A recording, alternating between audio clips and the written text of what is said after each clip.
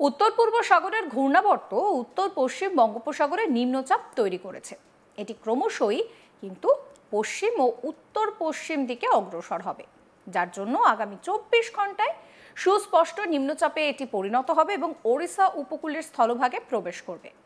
নিম্নচাপের প্রভাবে বুধবার 3রা সেপ্টেম্বর উত্তর ও দক্ষিণবঙ্গের বেশ কয়েকটি জায়গায় ভারী বৃষ্টির সম্ভাবনার কথা বলছে আলিপুর আবহাওয়া দফতর। উত্তরবঙ্গে ফের ভারী বৃষ্টির সম্ভাবনা রয়েছে 7ই সেপ্টেম্বর। মৎস্যজীবীদের মঙ্গল এবং বুধবার সমুদ্রে যেতে নিষেধ করা হয়েছে। বাংলা ও ওড়িশা উপকূলের মৎস্যজীবীদের জন্য সতর্কবার্তা জারি করা হয়েছে। উত্তরবঙ্গে বুধবার বিক্ষিপ্তভাবে বৃষ্টি এবং বজ্রবিদ্যুৎ সহ বৃষ্টি হবে সব জেলাতেই। বুধবার বিক্ষিপ্তভাবে ভারী বৃষ্টি হবে কালিম্পং, আলিপুরদুয়ার, জলপাইগুড়ি এই সমস্ত জায়গায়। উপরের দিকের জেলাগুলিতে বজ্রবিদ্যুৎ সহ বৃষ্টির সঙ্গে দমকা ঝোড়ো হাওয়া বইবে 30 থেকে 40 কিলোমিটার গতিবেগে। বৃহস্পতিবার, শুক্রবার এবং শনিবার বজ্রবিদ্যুৎ সহ বিক্ষিপ্তভাবে বৃষ্টিপাত চলবে। রবিবার থেকে ভারী বৃষ্টির পূর্বাভাস রয়েছে উত্তরবঙ্গের উপরের দিকের কয়েকটি জেলায়। রবিবার এবং সোমবার কালিম্পং, জলপাইগুড়ি, আলিপুরদুয়ার জেলায় বিক্ষিপ্তভাবে বৃষ্টির সম্ভাবনাও রয়েছে। দক্ষিণবঙ্গে বুধবার বিক্ষিপ্তভাবে ভারী বৃষ্টির সম্ভাবনা রয়েছে। উপকূল ও সংলগ্ন পশ্চিমের জেলাগুলিতে কিন্তু সেক্ষেত্রে বৃষ্টির পরিমাণ কিছুটা বাড়বে। বুধবার পূর্ব ও পশ্চিম মেদিনীপুর, দক্ষিণ 24 পরগনা, ঝাড়গ্রাম জেলাতে বিক্ষিপ্তভাবে ভারী বৃষ্টির সম্ভাবনা রয়েছে। বৃহস্পতিবার এবং শুক্রবার বজ্রবিদ্যুৎ সহ বৃষ্টিপাত হবে দক্ষিণবঙ্গের অধিকাংশ জায়গাতেই। সেক্ষেত্রে দাঁড়িয়ে বৃহস্পতিবার কলকাতা, হাওড়া, হুগলি এই সমস্ত জায়গায় কিন্তু বৃষ্টির সঙ্গে দমকা ঝোড়ো হাওয়াও বইবে বলে পূর্বাভাস জারি করছে আলিপুর আবহাওয়া দফতর। শনিবার এবং রবিবার বজ্রবিদ্যুৎ সহ বৃষ্টির পরিমাণ কিছুটা কমবে, তবে সোমবার কিন্তু আবারও বাড়বে বৃষ্টির পরিমাণ।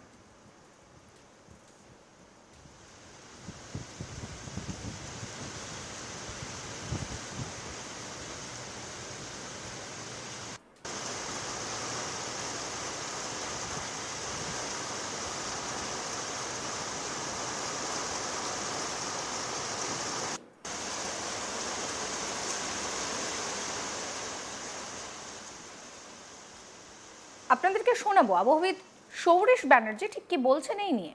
পশ্চিম উত্তর পশ্চিমের দিকে, উড়িষ্যার দিকে, অর্থাৎ প্রভাব ম্যাক্সিমাম থাকবে মেনলি উড়িষ্যার দিকে। মৌসুমী নিম্নচাপ অক্ষরেখা বর্তমানে উড়িষ্যার ওপর দিয়ে অবস্থান করছে। তাই বঙ্গোপসাগর থেকে জলীয় বাষ্পের প্রবেশ বেশি রয়েছে। এই কারণে আমাদের দক্ষিণবঙ্গে আগামী 2 দিন বৃষ্টিপাতের পরিমাণ কিছুটা বেশি থাকবে মেনলি উপকূলের কাছাকাছি জেলাগুলো। 3 তারিখেও প্রধানত মেঘলা আকাশ থাকবে, হালকা থেকে মাঝারি ধরনের বৃষ্টিপাতের সম্ভাবনা থাকছে সব জেলাগুলোতেই। কিছুটা বেশি থাকবে উপকূলের কাছাকাছি জেলাগুলো, বিশেষ করে দক্ষিণ 24 পরগনা, পূর্ব পশ্চিম মেদিনীপুর, ঝাড়গ্রাম এই জেলাগুলোয় স্থানীয়ভাবে 2-1 জায়গায় ভারী বৃষ্টির সম্ভাবনা থাকবে 3 তারিখে। অন্যান্য জেলাগুলো হালকা থেকে মাঝারি বৃষ্টির সম্ভাবনা থাকছে। 4 তারিখে বৃষ্টিপাতের পরিমাণ কিছুটা কমবে, তবে হালকা থেকে মাঝারি বৃষ্টি 4 তারিখেও কন্টিনিউ করবে। আগামী 3 দিন 2 থেকে 4 তারিখ দক্ষিণবঙ্গের জেলাগুলো 2-1 জায়গায় বজ্রবিদ্যুতেরও সম্ভাবনা থাকছে। 5 তারিখ থেকে বৃষ্টিপাত যেটা কমবে পরবর্তী 2-3 দিন। কলকাতা পার্শ্ববর্তী অঞ্চলের জন্য আগামী 2 দিন 2 থেকে 3 তারিখ প্রধানত মেঘলা আকাশ, হালকা থেকে মাঝারি ধরনের বৃষ্টিপাতের সম্ভাবনা থাকছে। 4 তারিখেও বৃষ্টিপাত কন্টিনিউ করবে, বৃষ্টিপাতের পরিমাণ তো কিছুটা কমবে। তারপর মেনলি 5 তারিখ থেকে বৃষ্টিপাতের পরিমাণ বেশ খানিকটা কমে যাবে পরবর্তী 2-3 দিন। মৎস্যজীবীদের জন্য সমুদ্রে দমকা হাওয়া থাকার কারণে আগামী 2 দিন 2 থেকে 3 তারিখ সমুদ্রে যেতে নিষেধ করা হয়েছে। উত্তরবঙ্গের জন্য মেনলি উত্তরের কয়েকটা জেলা যেমন জলপাইগুড়ি, আলিপুরদুয়ার, কালিম্পং এই জেলাগুলোয় আগামী 2 দিন 2-1 জায়গায় স্থানীয়ভাবে ভারী বৃষ্টির সম্ভাবনা থাকছে।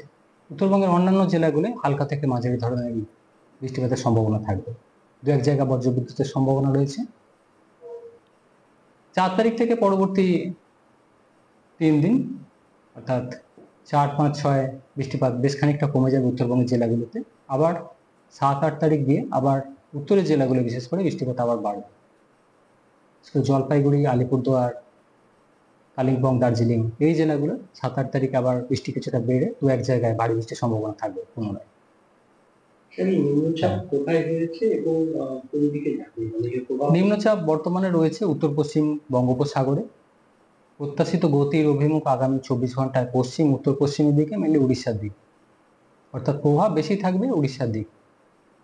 দক্ষিণ উপকূলের লাগোয়া যে জেলাগুলো রয়েছে এবং সেই সাথে পশ্চিমের কয়েকটা জেলা, এইসব জেলাগুলো বৃষ্টিপাতের পরিমাণ কিছুটা বেশি থাকবে। স্থানীয়ভাবে দু এক জায়গায় ভারী বৃষ্টির সম্ভাবনা থাকছে আগামী 2 দিন।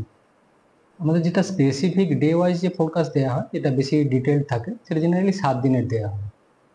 সেই সাথে আমরা আউটলুক একটা, যেটা উইকলি কেমন থাকে, সেটাও 2 সপ্তাহের জেনারেলি দেওয়া হয়, যেটা বেশি স্টেবল থাকে, মানে সম্ভাবনা বেশি থাকে সেগুলো এক্স্যাক্ট ম্যাচ হওয়ার। তো আগামী 2 সপ্তাহের জন্য যেটা রয়েছে, স্বাভাবিকের কাছাকাছি রেনফল যেটা এই সময় থাকার কথা সেপ্টেম্বর, সেটাই সম্ভাবনা রয়েছে। সেপ্টেম্বর মাসেই দুর্গাপুজো হ্যাঁ, এমন থাকতে পারে? সেটা এখনো খুবই আর্লি এত আগে থেকে বলা সেটা। তবে যেহেতু বর্ষাকাল, জেনারেলি আমাদের উইথড্র হয় মনসুন আমাদের এরিয়া থেকে সেপ্টেম্বরের সেকেন্ড উইকে, 10 তারিখের পর, অক্টোবর।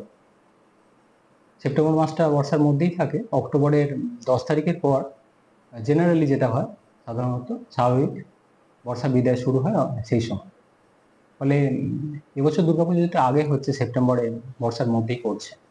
তবে স্পেসিফিক ডে ওয়াইজ সাথে এত আগে থেকে স্পেসিফাই করা সম্ভব না, এটা পরে টাইম টু টাইম আপডেট দেওয়া হবে।